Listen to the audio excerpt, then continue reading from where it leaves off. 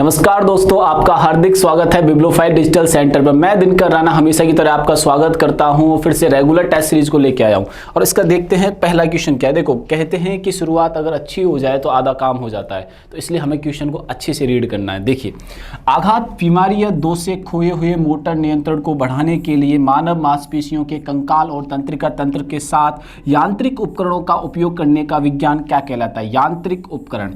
यांत्रिक उपकरण में मानवों को कहाँ जरूरत पड़ती है? जैसे मैं एक एक करके आपको बताता हूँ। किसी व्यक्ति का पैर टूट गया, किसी व्यक्ति का पैर कट गया, टूट गया,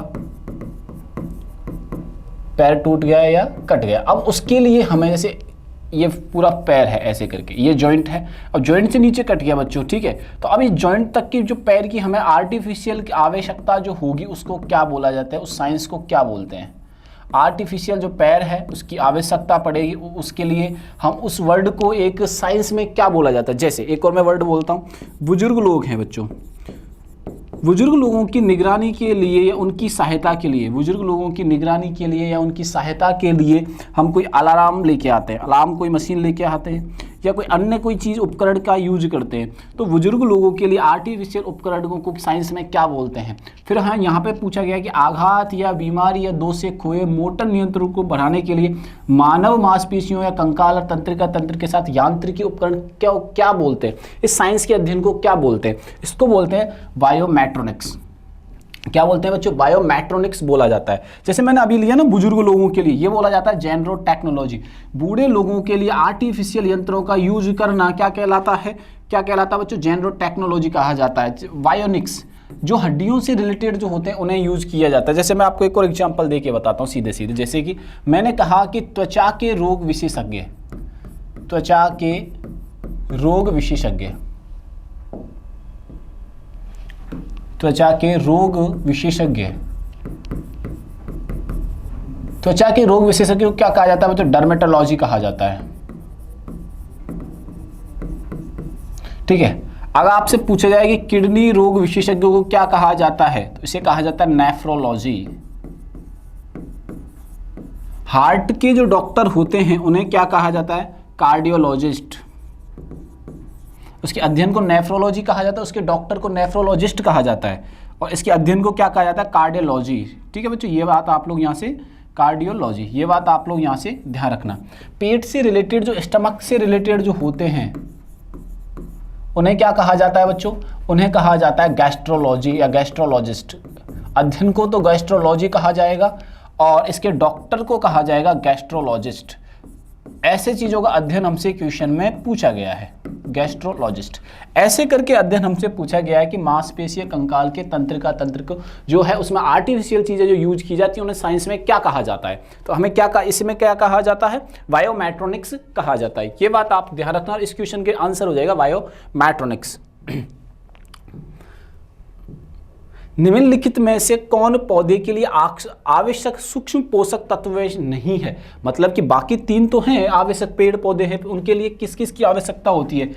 मोलिब्डेनम की आवश्यकता होती है, मैग्नीज की होती है, जस्ता की होती है, लेकिन मैग्नीज की आवश्यकता यहाँ पर नहीं होती। तो हमारा आंसर हो जाएगा मैग्नीशियम। ठीक है, मैग्नीज की तो आवश्यकता होती है और आवश्यकता किसकी नहीं होती है? मैग्नीशियम की नहीं होती है। तो यहाँ से आंसर क्या कर देंगे बच्चों? बी कर देंगे। क्या आंसर कर देंगे बच्चों? हम लोग बी कर देंगे। आइए नेक्स्ट क्वेश्चन पे चलते हैं। कैल्शियम कार्बाइड आमों को कैसे पकाते हैं? देखो, कैल्शियम कार्बाइड आमों को कैसे पकाते हैं मैं आपको बताता हूँ। जैसे कि आम लेके आए अपन लोग, आम की इमेज तो ढंग से नहीं बन रही है, आम लेके आ गया अपन लोग। आम जो लेके आए इसको हमने रख दिया एक बॉक्स में, रख दिया। आम को किस में रखा बच्चों? बॉक्स में रखा, ऐसे बंद करके। अब बॉक्स में ये आम बंद है। अब बॉक्स में जब ये आम बंद रहेंगे तो नमी के संपर्क में आएंगे बच्चों। क्या आएगा ये? नमी के संपर्क में आने पर, पहले आम परचेज किए कच्चे, उनको बॉक्स में डाला, फिर नमी के संपर्क में आए। ये एक प्रोसेस है पूरा के पूरा, ठीक है। अब इससे क्या होता है बच्चों? एथेन गैस निकलती है। इससे क्या निकलता है? एथेन गैस और एसिटिलीन भी, दोनों एक ही के नाम है, ये बात ध्यान रखना। एसिटिलीन, दोनों एक ही गैस हैं, ये एथेन और एसिटिलीन। अब ऑप्शन में देखो, नमी के संपर्क में भी आए और एथेन हो या एसिटिलीन हो, तो देखते हैं। आइए, ये नमी से प्रतिक्रिया करता है, बिल्कुल सही बात है। देखो हमारा ऑप्शन यहाँ पे मैच हो रहा है। नमी के संपर्क, नमी की प्रतिक्रिया, नमी से प्रतिक्रिया करता है, एथिलीन रिलीज करता है। मैंने यहाँ एसिटिलीन लिखा है, एथिलीन नहीं लिखा है, तो ऑप्शन हमारा ए एलिमिनेट हो जाएगा। ये बहुत ध्यान से पढ़ना ये क्वेश्चन। कई बच्चे यहाँ पे क्लेम करेंगे सर ऐसा है वैसा नहीं है भैया, एथिलीन है, एसिटिलीन नहीं है, ये बात ध्यान रखना। दोनों वर्ड अंतर होता है, एसिटिलीन में अंतर होता है, एसिटिलीन, ये बात ध्यान रखिएगा आप लोग। मैं बहुत इसको ऑब्जर्वेशन में देके बता रहा हूँ कि बच्चे यहाँ कंफ्यूज होंगे, वो यही पॉइंट होगा। यह नमी के साथ प्रक्रिया करता है, यहाँ तक तो सही चल रहा है। एसिटिलाइहाइड छोड़ता है जो बदले में एथिलीन रिलीज करता है, ये नहीं है। ये दोनों चीज़ें बोल दी इसने, एथिलीन और एसिटिलाइड दोनों के दोनों साथ बोल रहा है, तो इस वजह से ये गलत हो जाएगा। ठीक है, यह स्टार्च के साथ, ये तो यही ऑप्शन खत्म हो गया। यह नमी के साथ प्रतिक्रिया करता और एथेन को रिलीज करता है। देखो एथेन आ गया यहाँ पे, और दोनों में से एक होना चाहिए था। ये देखो हमारा आंसर यहाँ पे क्या हो रहा है बच्चों, मैच हो रहा है, तो आंसर क्या हो जाएगा डी। मैंने पूरा प्रोसेस आपको यहाँ पे समझा दिया है। ठीक है, क्लियर है वॉइस? वॉइस क्लियर होनी चाहिए आपकी। चलो आगे चलते हैं। इलेक्ट्रोनेगेटिविटी की माप है। अब देखो, अब मैं समझाता हूँ धातु वर्ड, ये जो वर्ड दे रखे हैं, जैसे मेटेलिक कैरेक्टर क्या होते हैं, नॉन मेटेलिक कैरेक्टर क्या होते हैं, बेसिक कैरेक्टर क्या होते हैं। जैसे यहाँ पे देखो मैं आपको बता देता हूँ, जो ये नेम है ना, इसी से सारी चीज़ें क्लियर हो जाएंगी, नेम से ही क्या हो जाएंगी, क्लियर हो जाएंगी। अब देखो मैंने कहा धातु वर्ण क्या है। मेटेलिक कैरेक्टर का मतलब क्या होता है, जो आसानी से इलेक्ट्रॉन त्याग देते हैं। इसका मतलब क्या होता है बच्चों, जो धातु, जो मेटल आसानी से, ध्यान से सुनिएगा, जो मेटल आसानी से इलेक्ट्रॉन त्याग देते हैं, इलेक्ट्रॉन त्याग देते हैं या इलेक्ट्रॉन को रिलीज कर देते हैं। जो मेटल आसानी से इलेक्ट्रॉन त्याग देते हैं उन्हें क्या बोला जाता है बच्चों, उन्हें बोला जाता है मेटालिक कैरेक्टर। और नॉन मेटालिक क्या होंगे, ये आसानी से इलेक्ट्रॉनों को त्यागेंगे नहीं। ये क्या करेंगे बच्चों, यह आसानी से इलेक्ट्रॉनों को त्यागेंगे नहीं, ये आसानी से इलेक्ट्रॉनों को नहीं त्यागते हैं। आसानी के त्यागते ही नहीं है, आसानी इलेक्ट्रॉनों को नहीं त्यागते या रिलीज नहीं करते हैं। अब दोनों में बेसिक अंतर देख लो, मेटेलिक कैरेक्टर और नॉन मेटेलिक कैरेक्टर में आप अंतर देख सकते हो। बात समझ में आई कि नहीं आई? अब आता है बेसिक कैरेक्टर क्या होते हैं सर, ये आयन ग्रहण करते हैं बच्चों।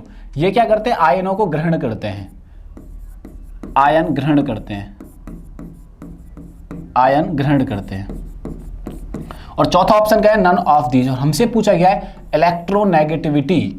ठीक है, क्या पूछा गया, इलेक्ट्रोनेगेटिविटी। तो इलेक्ट्रोनेगेटिविटी का मतलब क्या है, जो आसानी से इलेक्ट्रॉनों को नहीं त्यागेगा। ठीक है, तो आंसर हो जाएगा यहाँ से बी।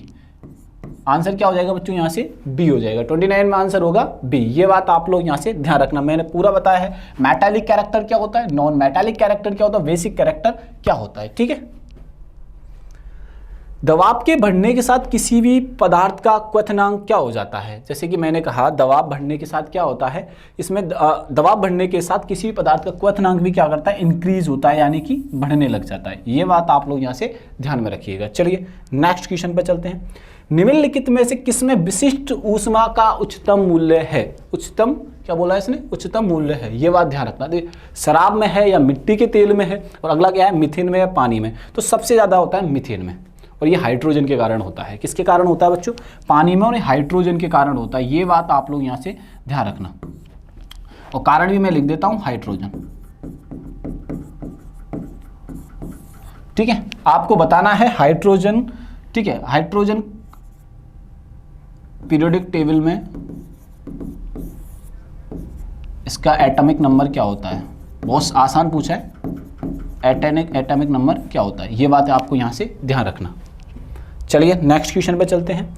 मिर्च की मसालेदार गर्मी के मापन के लिए प्रयुक्त पैमाने की इकाई निम्नलिखित में से कौन सी है। देखो इसमें यह पूछा गया, जब मिर्च में मसालेदार जो मिर्ची लगती है ना, मैंने बोला कि आपने मिर्ची खाई और मिर्ची एकदम बहुत तेजी से लगी और एक किसी में कम लगी, तो उसका मापन करने का माध्यम क्या होता है। ठीक है, जैसे कि मैं बोलूँ पीएच स्केल जो होता है, पीएच स्केल को पीएच को मापने का एक स्केल होता है। जैसे मैंने कहा रेक्टर स्केल, रेक्टर स्केल क्या काम करता है, भूकंप को मापने का करता है। थर्मामीटर क्या करता है, टेम्परेचर को मापने का काम करता है। यही कारण है, या इसी वजह से सारी चीज़ों का मेजरमेंट हम कर पाते हैं। तो हमसे ये पूछा गया कि मसालेदार मिर्ची का मेजरमेंट करने के लिए कौन से स्केल का उपयोग किया जाता है। तो स्केल है स्कोविल। उस स्केल का नाम क्या है, स्कोविल। और ये कब आया था, 1912 में। ये बात आप लोग यहाँ से ध्यान रखना, स्कोविल के द्वारा मिर्ची का मेजरमेंट किया जाता है, वो कितनी तीखी है, कितनी तेज है। ये बात आप लोग यहाँ से ध्यान रखना। जैसे मैं बोलूँ तापमान का मापक बताइए, जैसे मैंने अभी बताया आपको तापमान का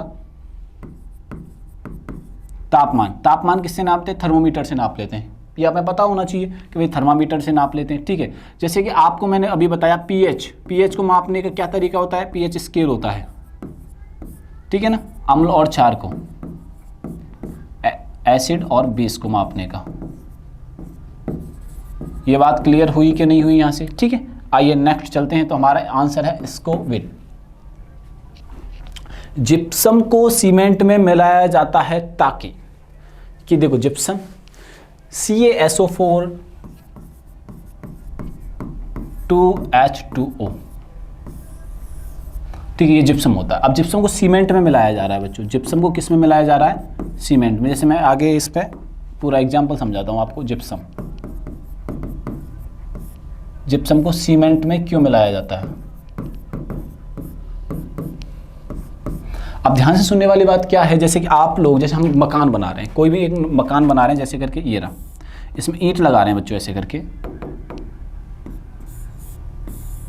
ईंट लगाते चले गए अपन। यहाँ पे अपन सीमेंट यूज करते हैं, आपको पता है, इस जगह पर ये सीमेंट यूज किया, यहाँ पे सीमेंट यूज किया, और फिर से नई ईंट लगा दी अपन ने।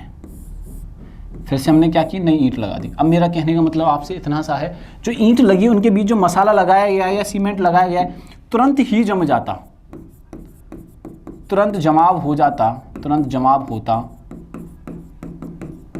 तो ईंट प्रॉपर वर्क नहीं करती, ईंट ढंग से चिपकती नहीं। तो इस जमाव को कम करने के लिए, जो इसकी जो सेटिंग होती है, इसके जमाव को कम करने के लिए सीमेंट के जमाव को कम करने के लिए, सीमेंट जमाव को कम करने के लिए जिप्सम का उपयोग किया जाता है।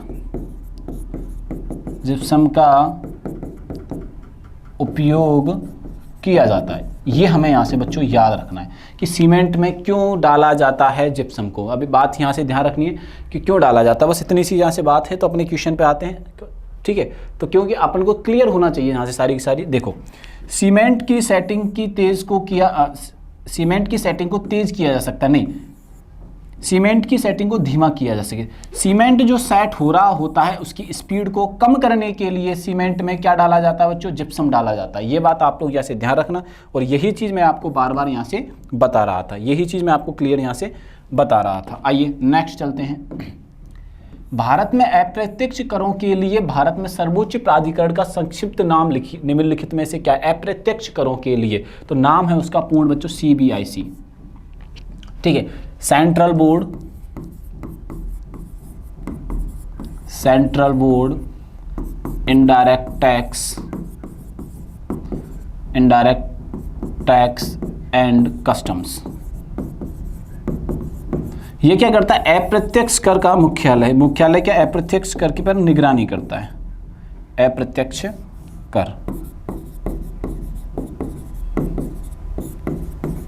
ठीक है। अब आओ दूसरा, CBDT, सेंट्रल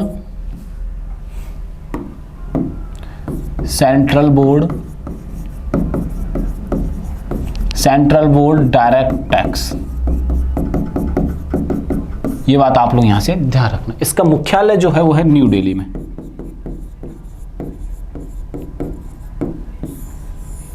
ये बात ध्यान रखना, ठीक है ना। जब आप SSC में पास होके जाओगे तो यहीं कहीं ना कहीं आप इंस्पेक्टर बनोगे।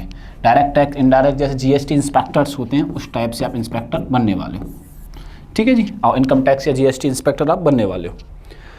भारत में विदेशी मुद्रा भंडार को निम्नलिखित में से किसके संरक्षण में रखा जाता है?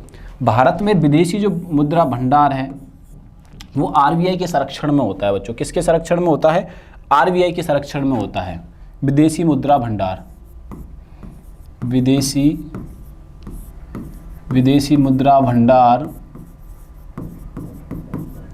विदेशी मुद्रा भंडार जो होता है वो RBI के अंडर में होता है बच्चों। Reserve bank of India, reserve bank of India. इतनी सी बात समझ में आई, ठीक है। RBI की जो स्थापना होती है वो 1935 में होती है और कोलकाता में होती है। ये बात आप लोग यहाँ से ध्यान रखना। पहले जो इसके गवर्नर होते हैं स्मिथ साहब होते हैं, इंडियन नहीं थे पहले थे first Indian governor CD Deshmukh, first Indian governor CD Deshmukh.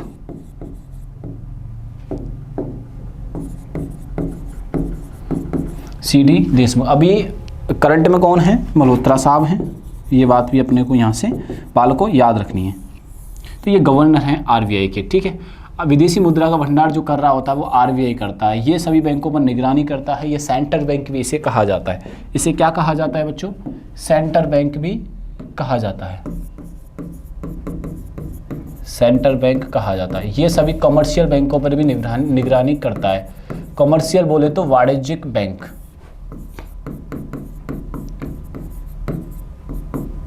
वाणिज्यिक बैंक। ये बात अपने को यहाँ से बच्चों याद रखनी है। तो क्लियर याद रखोगे आरबीआई के बारे में, ये बेसिक इन्फॉर्मेशन याद रखनी है आपको। आप चाहो तो स्क्रीनशॉट भी यहाँ से बच्चों ले सकते हो। क्लियर हुआ कि नहीं हुआ यहाँ से?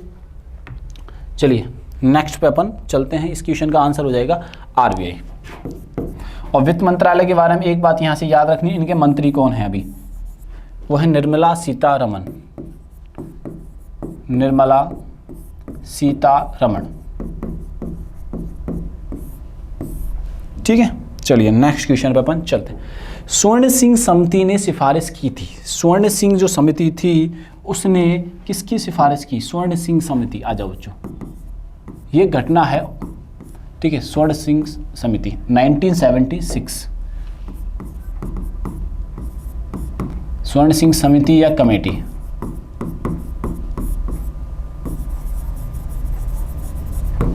स्वर्ण सिंह जो कमेटी है उसका जो गठन होता है 1976 में होता है। उस समय स्वर्ण सिंह जो थे कानून मंत्री थे बच्चों, लॉ मिनिस्टर होते हैं। ये अपन को यहाँ से याद रखना है। 1976 में भारत के जो उस समय के तत्कालिक जो प्राइम मिनिस्टर थे उनका नाम था इंदिरा गांधी।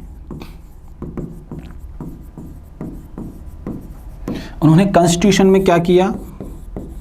अमेंडमेंट किए। संविधान में क्या करते हैं बच्चों? अमेंडमेंट्स करते हैं, अमेंड्स, ठीक है। अब वो क्या किया गया था वो हमसे पूछा गया है। स्वर्ण सिंह समिति यानी कानून मंत्री स्वर्ण सिंह ने उस समय क्या कार्य किया गया था उनके द्वारा, ये हमसे पूछा जा रहा है। अब क्या कार्य किया वो मैं आपको बताता हूँ। उन्होंने किया था भारतीय संविधान में मौलिक कर्तव्यों का समावेश करना। भारतीय संविधान में क्या करना बच्चों? मौलिक कर्तव्यों का क्या करना? समावेश करना। ये बात आप लोग यहाँ से ध्यान रखना, ठीक है। ये 42 नंबर का अमेंडमेंट्स था और ये एग्जाम में एक बार नहीं पूछा गया है, ये हजारों बार पूछा जा चुका है। अदर अलग अलग एग्जाम, एसएससी ले लीजिए आप, रेलवे के एग्जाम ले लीजिए, ठीक है। बेसिकली इन एग्जामों में तो ये बहुत बार पूछा गया। राजस्थान के आप एग्जाम्स ले लीजिए, 42 जो अमेंडमेंट है बार बार पूछा जाता है, तो आपको यहाँ से याद रखना है, ठीक है। आइए नेक्स्ट क्वेश्चन पे अपन चलते हैं। 36 हो चुका है अपना। किस भारतीय राज्य में लोकसभा में अनुसूचित जनजातियों के लिए सबसे अधिक सीटें हैं? अनुसूचित जनजातियों के लिए सबसे ज़्यादा सीटें हैं वो है मध्य प्रदेश में बच्चों। कहाँ पे है बच्चों? मध्य प्रदेश में। वो कितनी है सर? 6, ठीक है। मध्य प्रदेश की जानकारी लेते हैं, फिर बाकी अदर स्टेट की देखेंगे। मध्य प्रदेश भारत का ये मध्य में स्थित है, मध्य प्रदेश। इसकी जो राजधानी है वो क्या है बच्चों? भोपाल, भोपाल। ये बात आप लोग यहाँ के ध्यान रखना। यहाँ के जो सीएम साहब हैं वो है मोहन यादव। ये बात इनके बारे में यहाँ से हमें ध्यान रखिए। इसे सोया हुआ प्रदेश भी कहा जाता है। सोयाबीन होता है इसमें सर्वाधिक, इसलिए इसे क्या कहा जाता है? सोया प्रदेश कहा जाता है, ठीक है। इससे जो राज्य अलग हुआ था वो था बच्चों छत्तीसगढ़। अलग जो राज्य होता है वो कौन सा राज्य होता है? छत्तीसगढ़। और छत्तीसगढ़ की जो राजधानी है वो क्या है बच्चों? रायपुर। छत्तीसगढ़ की राजधानी क्या है बच्चों? यहाँ पे रायपुर। और छत्तीसगढ़ में और मध्य प्रदेश में भारत का सबसे स्वच्छ शहर भी है। भारत का सबसे स्वच्छ शहर, ठीक है। क्या नाम है बच्चों? इंदौर। बात समझ में आई कि नहीं है? इतनी से क्लियर हो रहा होगा आई थिंक, मेरा मानना है सारी चीज़ें यहाँ से। तो अपन को यहाँ से याद बहुत सारी चीज़ें रखनी है बच्चों। क्या रखना है? बहुत सारी चीज़ें यहाँ से याद रखनी है, ठीक है। ये सारी चीज़ें याद रखनी है। अब मध्य प्रदेश की ये कहानी होगी। मध्य प्रदेश से जब तक छत्तीसगढ़ अलग नहीं हुआ था तो एरिया के हिसाब से सबसे बड़ा राज्य था हमारे भारत देश का। अभी करंट में जो कौन सा है बच्चों, राजस्थान है। राजस्थान है करंट में, ये बात आप लोग यहाँ से ध्यान में रखना। क्या है अपन को यहाँ से ध्यान में रखना है, जो राजस्थान है एरिया के अनुसार, एरिया के अकॉर्डिंग, एरिया के अनुसार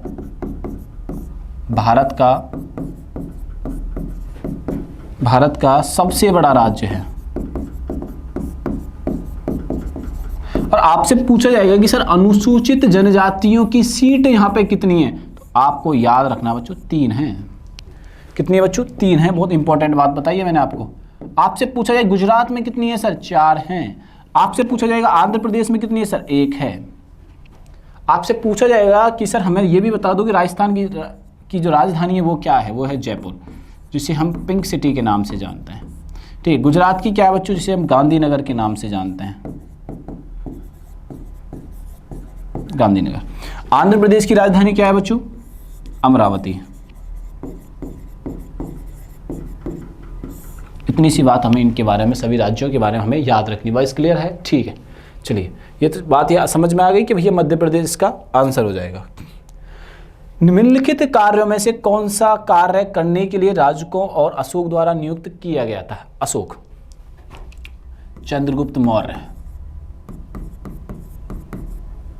का बेटा होता है बिंदुसार, बिंदुसार, और बिंदुसार का बेटा होता है बच्चों अशोक, महान अशोक के नाम से भी जाना जाता है। ठीक है ना। अब एक बात इनके बारे में याद रखनी कि इनके बारे आया पहला राजस्व कार्य। एक एक करके मैं सभी कार्यों के बारे में बताऊंगा आपको। रेवेन्यू से जो रिलेटेड कार्य हैं, यानी राजस्व से जो रिलेटेड कार्य हैं, राजस्व। ठीक है, हमसे किसके बारे में पूछा गया भैया, राजुकाओं के बारे में। तो एक मैं दूसरा ऑप्शन भी लिख रहा हूं आपके सामने, न्यायिक। तीसरा क्या दे रखा है, धार्मिक। चौथा अपने पास थोड़ा स्पेस कम है तो मैं यहाँ पे इसको ऊपर लिख दूंगा अभी। ठीक है, सैन्य कार्य। तो हमको पूछा गया है कि सभी के बारे में बच्चों, किसके बारे में पूछा गया है, सभी के बारे में। ये पूछा गया है कि राजस्व को कौन हैंडल करता था, उसको क्या बोलते थे। तो आपको ध्यान रखिएगा यहाँ से सबसे इंपॉर्टेंट, राजस्व को जो हैंडल किया करते थे वो करते थे आमात्य। इनका बोलते क्या थे, राजस्व को जो हैंडल करने वाले लोग थे उनको बोलते थे आमात्य। बात समझ में आई कि नहीं। अब न्यायिक को जो न्याय से रिलेटेड जो लोग थे उन्हें क्या बोलते थे हम लोग उस टाइम पर, राजुका। और धार्मिक कार्यों को जो संभालते थे उनको बोलते थे हम धम्म।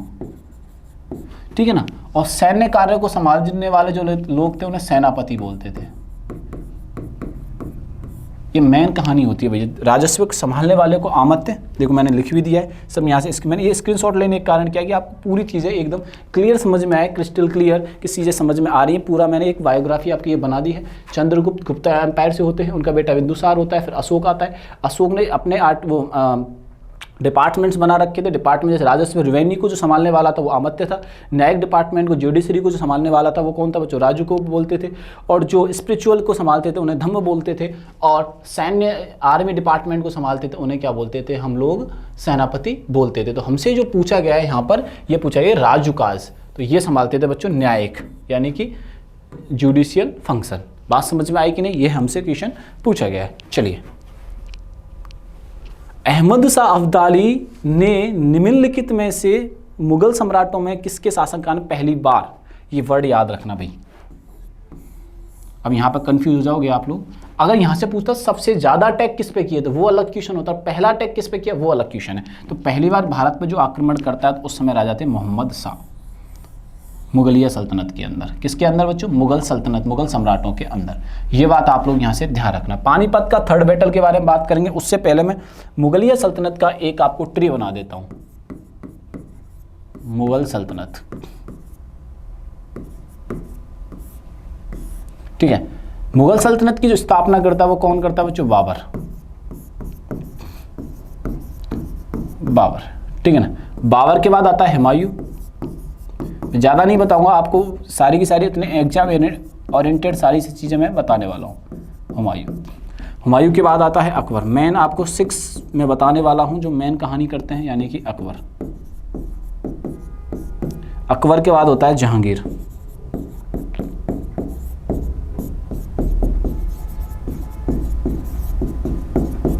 ठीक है ना। जहांगीर के बाद कौन आता है बच्चों? शाहजहां।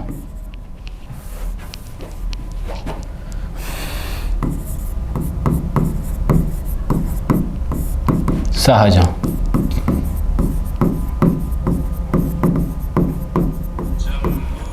ठीक है, बात समझ में आएगा नहीं है? शाहजहां, ठीक है।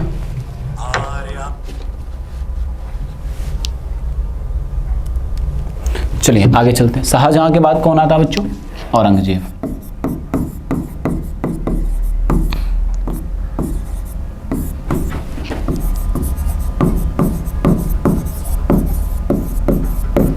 बात समझ में आई कि नहीं है? चलो अब इसके बारे में विस्तार से हम जानने का प्रयास करते हैं। सबसे पहले बाबर मुगलिया सल्तनत की स्थापना करता है। मुगल सल्तनत की स्थापना करता है। बात समझ में आती है? ठीक है। इसका जीवन काल जो रहता है इधर उधर घूमने में निकल जाता है, पर्टिकुलर किसी जगह पे रहता नहीं है। अकबर जो मेन एस्टेब्लिश जो करता है मुगलिया सल्तनत को, वो जो मुख्य वास्तविक जो होता है, वास्तविक संस्थापक, वास्तविक संस्थापक वो अकबर को कहा जाता है, जिसका नाम होता है जलाल। जहांगीर अकबर का बेटा होता है, इसका 3rd नंबर का बेटा होता है। उससे 2 बड़े बेटे होते हैं जो दारू पी के सिलट जाते हैं। ये भी कम पियक्कड़ आदमी नहीं है, तो खूब दारू पीता है भाई, ऐसी बात नहीं है दारू नहीं पीता, खूब धुआंधार ये दारू पीता है, ठीक है ना। इसने अपनी बुक में मेंशन किया है, मैं अपने मन से नहीं बोल रहा हूँ, इसकी खुद की बुक है, उसमें मेंशन करके गया ये व्यक्ति कि भैया मैं खूब दारू पीता था, ठीक है ना। मैं बहुत सारी ऐसी चीज़ें सेवन करता था, जैसे नशीली पदार्थों को मैं बहुत सेवन किया करता था। इस चीज़ से ना अकबर बहुत परेशान था। भैया देखो, जिसका बेटा नशीली चीज़ें या गलत आदतों से जुड़ जाएगा, तो वो सीधी सी बात यह है कि उसका बाप या जो पिताजी हैं वो बहुत डेफिनेटली परेशान रहने वाले हैं। उसी तरीके से उस टाइम का जो सबसे बड़ा बादशाह था वो बहुत टेंशन में रहा करता था, रहता था। तो वो चाहता था कि मैं जहांगीर को राजा ना बनाकर इधर सीधा के सीधा अपने पोते पे ही राजशाही क्या कर दूं, स्टार्ट करवा दूं, या इसी को मैं दे देता हूं। तो इसने बापू से रिक्वेस्ट की, बापू कि अपना भी नाम हो जाएगा थोड़ा बहुत, तो आप ऐसा कीजिए कि मेरे को भी पगड़ी दे दीजिए। पगड़ी देने से मतलब राजा मुझे भी बना दीजिए। तो ये जब कहता है ना, तो अकबर बहुत बीमार हो चुका होता है। क्या होता है, अकबर बहुत बीमार था, लास्ट गिनतियाँ उसके जीवन की चल रही थी। तो हाथ जोड़ के खड़ा हो जाता है कौन? जहांगीर, कि बापू अब तो भाई कुछ तो कर दो, या मेरे जीवन को संवार दो, या पगड़ी मुझे पहना दो। अकबर ऐसा एक मुगल बादशाह हुआ जो जीते जी अपनी पगड़ी उतार के जीता जे अपना जो राजा बना के चला जाता है जहांगीर को, अकबर। ये बात ध्यान रखना, बहुत इंपॉर्टेंट बात है। ये आपको बहुत कम टीचर्स बताएंगे, बहुत जगह कम देखने को मिलेगा कि अकबर जीता जागता एक मुगल बादशाह ऐसा रहा जिसने अपनी पगड़ी, अपनी सल्तनत अपने बेटे को दे दी, यानी जहांगीर को दे दी। अब इससे नाराज़ तो था भाई जी शाहजहां कि भाई बाप को बनाया जा रहा है, ठीक है, लेकिन जो सत्ता होती है सत्ता का नशा एक अलग ही होता है। सत्ता के नशे के चक्कर में ये भाई अलग रूट के बैठ गया। ये क्या हुआ कि रूट के चला गया। अब रूट के बहुत ज़्यादा रूटा, परेशान भी रहा, तो इसको अब सल्टाने की तैयारी हो चुकी है जहांगीर को। अब इस थोड़ा बहुत समय बाद क्या होगा, ये थोड़ी डेथ हो जाती है, उसके बाद राजा बनता है शाहजहां। लेकिन इसके जीवन काल में, जहांगीर के जीवन काल में एक इंपॉर्टेंट घटना होती है, वो ये होती है कि चित्रकला का स्वर्ण काल होता है इसके जीवन में। चित्रकला का स्वर्ण काल होता है बच्चों, गोल्डन टाइम ऑफ पेंटिंग, स्वर्ण काल। आपसे पूछा जाएगा कि मुगल काल के अंतर्गत कि स्वर्ण चित्रकला का या पेंटिंग का स्वर्ण काल किसके टाइम का एरा था, तो वो था जहांगीर का। और शाहजहां के टाइम का आता है बच्चों आर्किटेक्चर का, वास्तुकला का। आर्किटेक्चर का यहाँ पे रहता है, वास्तुकला। बात समझ में आ गई। औरंगजेब, अब चलते हैं औरंगजेब के पास, ठीक है। इसके बाद 1630 में औरंगजेब का जन्म होता है, ये बात आप ध्यान रखिएगा, 1630 में, और 1707 में इसकी डेथ हो जाती है। तो ये लॉन्ग टर्म तक जिया और लॉन्ग टर्म तक इसने शासन किया था औरंगजेब ने, ये बात ध्यान रखना। औरंगजेब एक चिड़चिड़ा व्यक्ति, जैसे कि आप लास्ट टाइम की जब इसकी हिस्ट्री देखोगे तो बहुत ही चिड़चिड़ा व्यक्ति हो जाता है और अपने आप में ही जूझा हुआ रहता है, ठीक, अपने आप से ही बातें करता है, अपने आप में ही जीता है, और ये थोड़ा सनकी मिजाज होता है। आज की अगर बात करें तो औरंगजेब जो होता है वो सनकी मिजाज का व्यक्ति होता है। तो ये बेसिक जानकारी है मुगलिया सल्तनत के बारे में। फिर अगर बात करें, दूसरा आता है मुगलिया पानीपत का 3rd बैटल।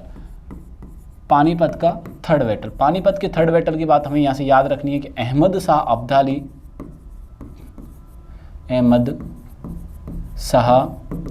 अब्दाली वर्सेज मराठाओं के बीच होता है,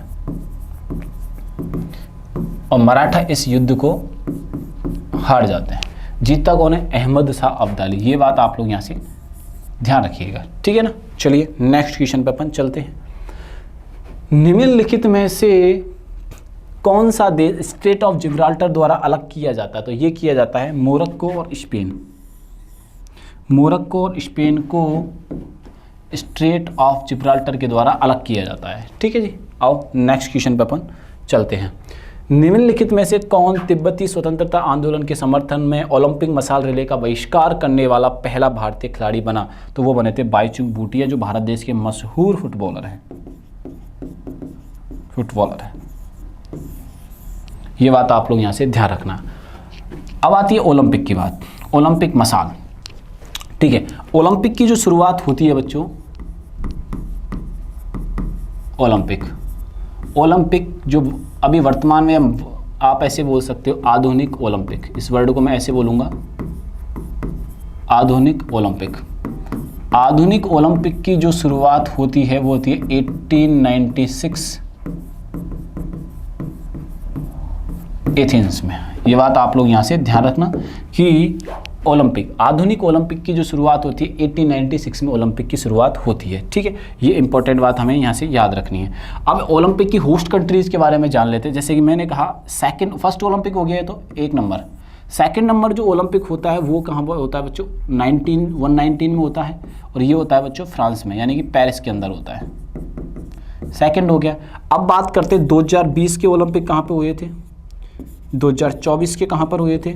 2020 के जो होते हैं वो टोक्यो में होते हैं, ठीक है। टोक्यो कहाँ पे है बच्चों? जापान। मैं आपको बता दूं कि जो टोक्यो वाले ओलंपिक थे 2020 में कंडक्ट ना होकर ये कब हुए थे बच्चों? 2021 में कंडक्ट हुए थे। अब आपसे पूछ लिया जाएगा कि कारण क्या रहा सर? तो कारण इसके पीछे जो मेन जो कारण बताया जाता है वो बताया जाता है कोरोना पैंडेमिक का होना। कोरोना पैंडेमिक, कोरोना पैंडेमिक के कारण क्या होता है कि बच्चों टोक्यो में 2021 में ओलंपिक हुए थे। 2024 के कहाँ पे हुए थे बच्चों? ये पेरिस में हुए थे। ये बात भी अपने को यहाँ से ध्यान रखनी। अब आता है 2028। अब जब 2028 में आपसे पूछा जाएगा कि बच्चों ये जो ऑप्शन में आएगा कि भैया कहाँ होंगे, तो ये होंगे लॉस एंजलिस LA। और लॉस एंजलिस कहाँ पे है बच्चों? अमेरिका के अंदर। आपसे पूछा जाएगा कि 2032 के जो ओलंपिक्स हैं वो कहाँ पे होंगे? वो होंगे ब्रिस्बेन ऑस्ट्रेलिया में, ब्रिस्बेन ऑस्ट्रेलिया में। तो ये होस्ट कंट्रीज हैं। अब 2036 का भारत ने फॉर्म भरा है, अब देखते हैं क्या आता है। अभी तक फाइनल नहीं हुआ है कि ये ओलंपिक कहाँ होने वाले हैं 2036 के। ये बात आप लोग यहाँ से ध्यान रखिएगा, ठीक है। चलिए नेक्स्ट क्वेश्चन पे अपन चलते हैं। संगाई महोत्सव मनाया जाता है, संगाई जो महोत्सव है वो मनाया जाता है बच्चों मणिपुर में। कहाँ पर मनाया जाता है बच्चों? मणिपुर में मनाया जाता है। ये बात आप लोग यहाँ से ध्यान रखना। अब मणिपुर की जो हालिया वर्तमान जो स्थिति है, मणिपुर राज्य में राष्ट्रपति शासन लगा हुआ है। क्या लगा हुआ है बच्चों? राष्ट्रपति शासन लगा हुआ है। ये बात आप लोग यहाँ से ध्यान रखना। हाल की कंडीशन ये है, यहाँ पे जो मेनली जो ट्राइब निवास करती है वो निवास करती हैं Meitei, Kuki and Naga. Mainly 3 tribe यहाँ पे निवास करती हैं। इस यहाँ मणिपुर के बारे में एक और याद रखना है, यहाँ का एक फेस्टिवल बहुत फेमस है जिसे हम लाई हरोवा बोलते हैं। लाई हरोवा जो फेस्टिवल है कहाँ का फेमस है? मणिपुर का फेमस है। लाई हरोवा फेस्टिवल कहाँ का बच्चों? मणिपुर का फेमस है। लाई हरोवा एक स्टाइल भी है, वो किस डांस में दिखाई जाती है? लाई हरोवा क्या है? एक स्टाइल, और वो कहाँ दिखाई जाती है बच्चों? तो ये स्टाइल दिखाई जाती है मणिपुर क्लासिकल डांस में, मणिपुर क्लासिकल डांस में। ये बात आप लोग यहाँ से ध्यान रखना। तो इस क्वेश्चन का आंसर क्या हो जाएगा? मणिपुर, ठीक है जी। और नेक्स्ट क्वेश्चन पर चलते हैं 43 नंबर के। अंतर्राष्ट्रीय फायर फाइटर डे कब मनाया जाता है? अंतर्राष्ट्रीय जो फायर फाइटर डे है वो कब मनाया जाता है बच्चों? तो ये मनाया जाता है 4 मई को, ठीक है। आइए नेक्स्ट क्वेश्चन पर अपन चलते हैं। दी हंग्री टाइड पुस्तक किसने लिखी थी? दी हंग्री टाइड जो पुस्तक थी वो किसने लिखी थी? अमिताभ घोष ने लिखी थी बच्चों। ये पुस्तक किसने लिखी थी? अमिताभ घोष ने।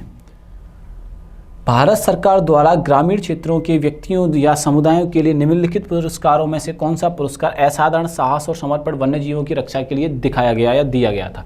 देखो वन्य जीव अभ्यारण्य के वन्य जीवों की सुरक्षा के लिए या सुरक्षा करने वालों को कौन सा पुरस्कार दिया जाता है? पुरस्कार के बारे में यहाँ पे पूछा गया। तो पुरस्कार दिया जाता है बच्चों, यहाँ पे ऑप्शन एक बार देख लेते हैं क्या क्या है। इंदिरा गांधी पर्यावरण पुरस्कार, मैदनी पुरस्कार, अमृता देवी विश्नोई पुरस्कार। अब अमृता देवी विश्नोई कौन होती हैं उनके बारे में विस्तार से जानने का प्रयास करते हैं। अमृता देवी विश्नोई, अमृता देवी विश्नोई जोधपुर की रहने वाली होती हैं ये, ठीक है।